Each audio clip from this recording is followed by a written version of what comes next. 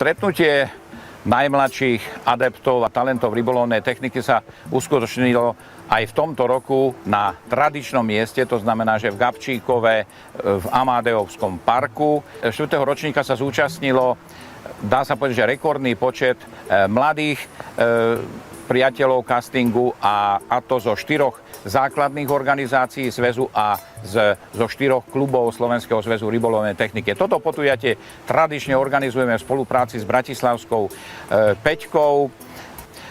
Je dôležité aj tým, že vlastne zúčastňujú sa ho vlastne najlepší reprezentanti Slovenska, ktorí poskytujú tu na tomto mieste vlastne funkciu inštruktorov a teda pomáhajú a priamo odovzdávajú svoje skúsenosti tej najmladšej generácii a to je, myslím, že jeden z takých tiež ťahákov pre tú našu mládež. V tohtoročnom talente sa zúčastnili aj mladí juniorskí reprezentanti, ktorí dosiahli veľmi pekné výsledky v Bíline, mali 7 finálových umiestnení. Bola tu takmer medailistka v päťboji Vaneska Staršicová. Ahojte, priaznici rybárskej televízie, volám sa Vanesa Staršicová a som reprezentantka Slovenska v rybolovnej technike. V rybolovnej technike som sa začala venovať od svojich 9 rokov. Vlastne k tejto technike ma doviedol môj detko a táto technika ma chytila a začala baviť. Trénujem 2-krát týždenne pod vedením Miroslava Jankoviča, ktorý je zároveň aj reprezentačným trenérom. Prvé úspechy som dosiahla asi po 3 rokoch. Moje osobné maxima z trojboju je z Arenbergu 98 zo 100 možných, zo záťaží Skiš 95 zo 100 možných a z muchy Terč 95 zo 100 možných. Tento rok som sa prvýkrát dostala na majstrovstvá sveta, kde som obsadila 4. miesto, čo mi chýbali 3 body do 3. miesta. Doporučujem rybolovnú techniku nielen začínajúcim rybárom, ale aj pokročilým. Príďte do našej výbornej partie. Tohtoročný casting talent navštívili aj najmladšie dievčatka. Dovolte mi, aby som ich predstavil. Ako sa voláš? Janka Mesarošová, mám 5 rokov. Takže super Janka Mesarošová, ktorá má 5 rokov.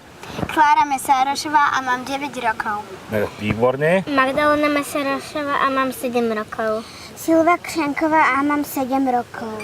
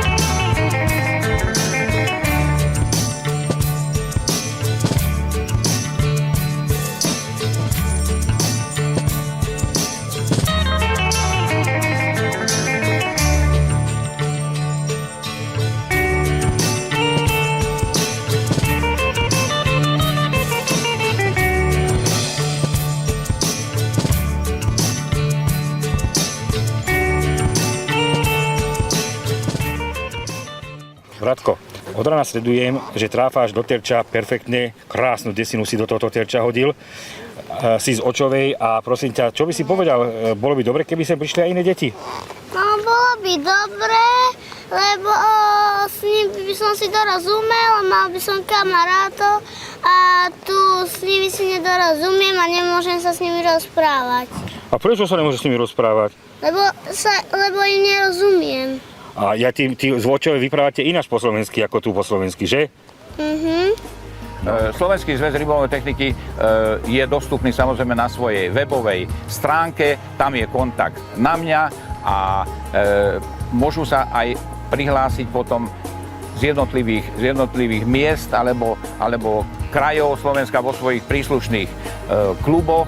Kluby už fungujú, klub v Prešove, klub funguje vo Zvolene, klub Senecký, Novozámocký a Bratislavský. Samozrejme, aj popri tých už fungujúcich kluboch je možné v mestách, kde sa táto rybolovná technika etablovala, sa môžu deti prihlásiť a samozrejme, že nám ide pre všetkým o šport a tým pádom je táto spolupráca veľmi, veľmi plodná.